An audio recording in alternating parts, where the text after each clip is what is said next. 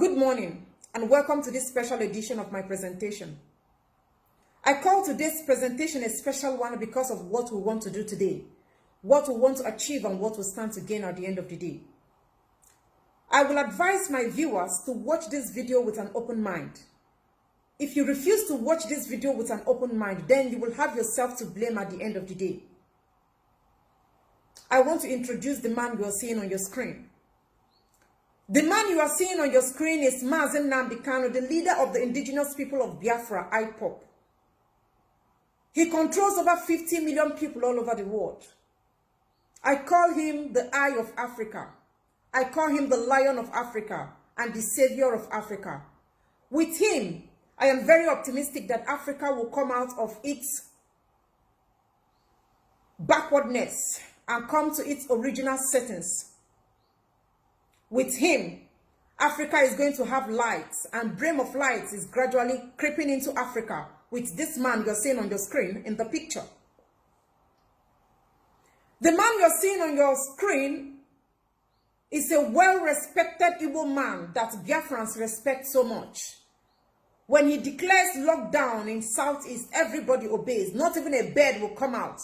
Any day he declares a lockdown in the Southeast. In fact, the governors of the southeastern part of Nigeria are afraid of him. They run inside their holes at the mention of his name. That is the man you're seeing on your screen. When he speaks, everybody listens to him. When he gives order, everybody follows him. Presently or currently, the man that I'm just talking about is in DSS custody. And the whole of Southeast is on total lockdown to show solidarity to his illegal extraordinary rendition from Kenya down to Nigeria. The southeastern part of Nigeria are on lockdown because of his illegal arrest. Now, this man is in DSS custody, and I am concerned. I am worried about him. That is why we are making this presentation. Once again, thank you for joining me. The man you see here is the president of Nigeria. His name is Muhammadu Buhari. He represents the entity called Nigeria. And the man you are seeing here, his name is Nnamdi Kanu. He's the leader of IPOB, the Eye of Africa, and the hope of the common man on the street. He's in DSS custody. And I am worried to know why Nnamdi Kanu, a man of this magnitude, will live wherever he's staying outside the country. Why this man should be kidnapped like that, like an ordinary man, like a common man. I have already advised you to watch this video with an open mind. But if you refuse, then whatever you see, you take. Someone is the reason why this man is in DSS custody. And we have to unravel the person. This is 7 months, still counting, ever since this man, Nnamdi Kanu, is in DSS custody, suffering, detained illegally. And I want to know why. What happened to the organization that is supposed to protect the movement of Nnamdi Kanu? The fact that Nnamdi Kanu could leave Kenya or anywhere he is, illegally kidnapped, adopted by the government of Nigeria, means that the organization, IPOB, is porous. And question must be asked. Somebody must be held accountable. Why was Nnamdi Kanu kidnapped from Kenya easily? I have listened to everybody's opinion. I watched or listened to people's opinion with keen interest. I did my research, I asked questions. I ask people questions. This is 5 months I brainstormed. And I have gathered my hypothesis to unravel who sold Nnamdi Kanu out to the enemy. If up till now you are still doubting that Nnamdi Kanu was not sold out, then you are not an intelligent man or woman. When the news broke out that Nnamdi Kanu was adopted, kidnapped from Kenya to Nigeria, people reacted differently. Some people were crying. Some other people were rejoicing. Now there are some concerned Nigerians that faulted adopted the government of Nigeria, why they did what we call misplacement of priority. This concerns Nigerians are human rights activists. They are not Igbo men or women. They are not even Biafrans. They are just concerned people. Why the federal government of Nigeria will go after Nnamdi Kanu when there is hunger crisis in Nigeria, when there is security crisis in Nigeria? Why take Nnamdi Kanu case as a top priority when the Boko Haram in the north are ravaging the north and bandits? When Fulani herdsmen are in the east perpetrating acts, why are you going after Nnamdi Kanu? These people are concerned. They raise the lamb. That is where I want us to clear the air. Like I said, I have gathered my hypothesis. And I want to discharge. What we are going to say here or do here does not have a concrete evidence. I am only brainstorming for 5 months. I don't want you to point fingers at anyone, and I am not going to point fingers at anyone. We are only here to ask questions, sensitive questions. And I also want you to ask questions, not to apportion blame to anyone or point fingers. These people said that the federal government of Nigeria adopted Nnamdi Kanu. And this is a make-believe picture. That is what I call it. People are queuing into that story and believing that the government of Nigeria adopted him. The government of Nigeria does not have hand in Nnamdi Kanu's illegal adoption. They might somehow, they might also be involved, but they are not the ones that sold Nnamdi Kanu out. I said we are going to unravel the person that sold him out. Just pay attention. Open your mind and welcome the truth, because it's going to hit you like a rock. When you say that these people kidnapped Nnamdi Kanu, you are giving the government of Nigeria credit and they don't deserve it. The government of Nigeria, as far as I'm concerned, does not have what it takes to go after Nnamdi Kanu. They don't have the human resources. They don't have the facilities. They don't have the manpower to adopt Nnamdi Kanu. When you say that the government of Nigeria went after Nnamdi Kanu, you are saying that they have what it takes. They don't deserve it. Don't give them such honor. Don't give them such credit. They don't have what it takes to go after Nnamdi Kanu. You are trying to say that they did underground search. They did underground work to find Nnamdi Kanu's location. No. Do you know why I said that? Before Nnamdi Kanu's adoption, I don't think Nnamdi Kanu was wearing body tracker. Nnamdi Kanu was not having any chip inside his body. Nothing to dictate his location. So how is it possible that the government of Nigeria located Nnamdi Kanu's location and adopted him? Not possible. Now, this is where I want us to solve a puzzle. At this juncture, I want us to do arithmetic, mathematics, using our brains. I said Nnamdi Kanu was sold.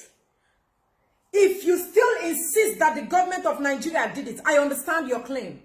Before Nnamdi Kanu's illegal adoption, there is this video that was circulating online. I think some Arewa boys or Hausa boys, they placed a bounty on Nnamdi Kanu, that anybody that finds Nnamdi Kanu will get 100 million naira.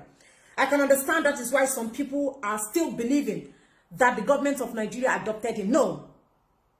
That is just what they used to distract you a little. They don't have a hand in it. They don't have the capacity. They don't deserve such. They don't have tracker. Nothing is working in that country. They can't do it. Someone sold this man out and we want to know who the person is. Who did this? Who sold Nnamdi Kanu out? If the government of Nigeria went on their own to do the research to get Nnamdi Kanu out, do you think that if they find Nnamdi Kanu, they are going to spare him? Do you think that if the government of Nigeria manages to trace Nnamdi Kanu location, that they are going to allow him to breathe the next day? Don't forget that this government does not obey court order. This government does not value human life. This government does not like peace, fairness, and equity. They said that they brought him down to Nigeria to face his charges. Do you believe that? Don't forget that this same government said or claimed that Nnamdi Kanu facilitated the people that destroyed the Lagos state during or after NSAS protest. This same government claimed that Nnamdi Kanu is a terrorist, that IPOP is a terrorist organization. The same government is angry that Nnamdi Kanu is exposing a lot of things in their government. This same government is angry that Nnamdi Kanu is calling for the separation of Nigeria. Now think, I want you to brainstorm. Just do the puzzle, think deeply. How is it possible that this same government will see the man that, according to them, he is the reason why Nigeria is going into serious anarchy? And this government will see Nnamdi Kanu, trace Nnamdi Kanu, track him down to his location, and allow him to see the light of the next day. Do you think that is possible? It is not possible. If they had tracked Nnamdi Kanu down, the story would have changed. The story you are hearing now is not what will be told. You could have woke up and hear that Nnamdi Kanu was found dead. God forbid. That Nnamdi Kanu has been killed by unknown people. God forbid, I don't wish it for Nnamdi Kanu.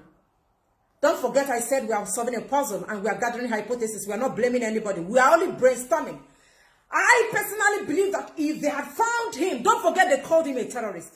When you see a terrorist, what will you do? You shoot at sight. If they had seen Nnamdi Kanu, such Nnamdi Kanu alone, they would not allow him to, personally believe they would not allow him to see the light of the next day. Someone close to Nnamdi Kanu sold him out. A man he eats and drinks with. Somebody that he believes and trusts. The fact that Nnamdi Kanu is the leader of IPOP does not mean that he's not vulnerable to someone. He's a human being. He's prone to make mistakes. He's prone to believe people. There are some people that Nnamdi Kanu believe. Those people knows his artillery. They knows his routes. They knows everything that he does. Those are the people that sold him out. And for what reason? Don't forget we say we are going to unravel the person. I hope you've understood what we try to explain here. That these people does not have what it takes to go after Nnamdi Kanu. Someone sold him out here. And those people are from Igbo extraction. Ndibo. Forget these people. Let us leave them. We know they have their own problem. Let's concentrate on our people. Someone Nnamdi Kanu trusted did this to him. Someone he trusted, he valued the person. He tell the person his whereabouts. The person did this. Someone strike a deal here. Someone gave Nnamdi Kanu out, his location. And this is what played out. Don't forget that we are still brainstorming. He gave Nnamdi Kanu out because of Igbo presidential election. You all will agree with me that Nnamdi Kanu have influence over people. When he sits down in Radio Biafra and starts telling people not to vote in that election, nobody will come out to vote. And Nnamdi Kanu is going to be a distraction in that 2023 election. That is why they had to take him out of the picture. And the person that sold him out instructed them, you must not kill Nnamdi Kanu. If you kill him, I'm going to raise alarm. If you kill him, I am going to tell the world that you killed him. You can torture him. Bring him down to Nigeria to face his charges. Make sure that he's in DSS custody or prison or anywhere for as long as you people want to do what you are doing. But please don't kill him. Spare him. If it was these people that caught Nnamdi Kanu, tell yourself the truth. The story will never be the same. Igbo man or woman, it might be Igbo man or woman, I'm not pointing fingers at anybody. But the person that sold Nnamdi Kanu is either a man or a woman. Sold him out for a plate of jollof rice and afano. For a plate of jollof rice and roundabout or towel food, because of food, somebody sold his brother. Somebody sold her brother because of food. That person is watching me now. He or she knows that this is what he or she did. They sold him out. These people don't have a hand. They don't have a hand. These are the people that gave us this artillery. There are questions you are supposed to ask yourself. Of all the countries of the world, why did Nnamdi Kanu choose Kenya to go treat himself? Why did he choose Kenya? I want to ask the leadership of IPOP one question. What happened to Nnamdi Kanu's security? I thought that a leader of this magnitude, a man of this magnitude, whenever he's going from one country to another, there is protocol that is supposed to be observed. People are not even supposed to come around him. For him to leave from one country to another, the security in that country is supposed to be on standby. Why was it easy to kidnap Nnamdi Kanu? Somebody must be held accountable. Because you people don't have sense, that is why you don't want to hold anybody accountable. Somebody must be held accountable. Because of your laziness. Because of your laziness, that is why the East is on lockdown. Do you know that business have moved from Onitsha to Asaba? The fact that Igbo man is showing solidarity to Nnamdi Kanu does not mean that they love to shut their business down for a very long time. That is not fair on Ndibo, for people that love to make money. Somebody, because of a plate of rice, greed and selfishness. Because of what you stand to gain, you sold your brother out, and your brother is in DSS custody suffering. This man is in a confined place where he has limited access to life, where he has limited access to water and food, and somebody did it. Someone that he trusts, somebody he believes, someone that he shares food and drink with, someone that knows his artillery, someone that knows his movement. We have to start telling ourselves the truth. Moment of truth. Who sold Nnamdi Kanu out? Why did you sell him out? How will someone protect Boko Haram and bandits? But an Igbo man comes here, sell his brother for a plate of afanu. Unfortunately, Nnamdi Kanu surrounded himself with some people that are fake. Ifajuna of our time. This man is very passionate about liberating Africa and liberating Biafrans. But there are people around him that are fake. He trusts the people, believing that with these people, we are going to liberate the people. But he never knew that those people are snitchers. They are snitching on him. They sold him out. They intentionally gave his location out. And they instructed that this man would not be killed. That is why Nnamdi Kanu is still standing. They tell you, we don't want to kill him. I don't pray for that. I'm not even bringing that in the picture, but you know we are trying to say something here. Someone close to him did this to him, and the person will never go scot-free. Not all the people shouting Biafra, Biafra, IPOP are genuine people. Most of them are fake. They are out there because of the momentum Biafra agitation is getting. And don't forget, before I go into that, these people created this man. The federal government of Nigeria created this man. Without these people, this man will not be in the limelight. He will not be in the picture. Because these people are incapacitated. That is why he's always antagonizing them. Because these people failed. These people are monumental failure. These people are a total disaster to what governance, to what a nation should stand for. And because of that, this man came up, gathered followers, gained momentum, and people followed him because they only see him like, this is the only hope they have remaining. They failed. They created Nnamdi Kanu. These people you see here, they created Nnamdi Kanu. They created this man you see here. These people created this man. Without these people, the failure of these people, these people are a total disaster. Without them, you will not see this man. They created this man. And our Igbo people now use that opportunity to sell their own brother. That is why this man is suffering. They shout Biafra, IPOP, IPOP. They are only looking for money. Give them money, they will stop talking. You see them shouting. You think they are doing it with their hearts. They are not genuine people. Not all those that call Father, Father shall see the kingdom of God. I asked the leadership of IPOP another question. How did Nnamdi Kanu manage to leave your location for 8 days in captive? And you did not raise alarm. You did not make a distress call. Do you know because of that common mistake, this man is suffering for what he doesn't know about? This man is suffering because of your cowardice. This man is suffering because of your laziness. This man is suffering because of your nonchalant attitude. I tell you the truth to your face and nothing will happen. I tell you the truth. Somebody must be held accountable for your incompetence. I talk to the state government. Why won't I talk to you? Somebody must be held accountable. Your incompetency, your laziness, and your docility is the reason why this man is in DSS custody suffering. IPOP organization, I'm asking you, why did you allow such thing to happen? Why? Why did you allow this man to be suffering? Do you know that because of that, a lot of people have died? When the news broke out, many people took laws into their hands, started destroying things and making life unbearable for people in the southeast because they are angry that this man was illegally adopted. Because of you. Why did you make that to happen? You must be held accountable for what you did.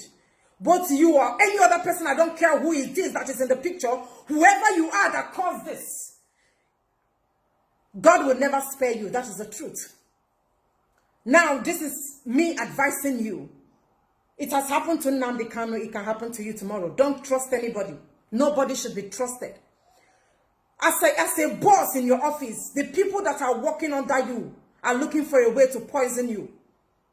Don't call anybody your bestie. Nobody is your bestie. Nobody loves you.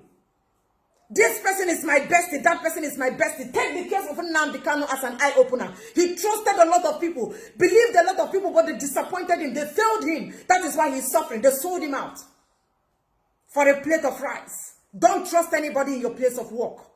Don't trust anybody. Nobody is your friend. Nobody is your best friend. They are looking for a way to take you out of the picture. They are looking for a way to kill you. They are looking for a way to poison you. They don't like you. They don't like your existence. This man is a genuine man. His intentions are right. He's passionate in what he's doing, but he surrounded himself with people that are not passionate, and that is why he's suffering. Don't allow your case to be that case. That person that did this will never go scot-free. What happened to Nebuchadnezzar will be a little thing compared to what happened to you. Because you sold your brother. You told the enemy of your brother, the artillery of your brother. That is why your brother is suffering. You will never go scot-free. I promise you that. I assure you. You will never, ever, ever run away from the wrath of God. Don't believe anybody. Nobody should be trusted. Nobody is supposed to be trusted. Once again, I am shouting to the world. I am telling the world. Releasing Nnamdi Kanu immediately, because it's not the problem of Nigeria. Release this man because he's the eye of Africa. And he's the reason why Africa will come out of this nonsense setting that is not favoring anybody. Releasing Nnamdi Kanu. He's the hope of Africa and the eye of Africa. Thank you for watching.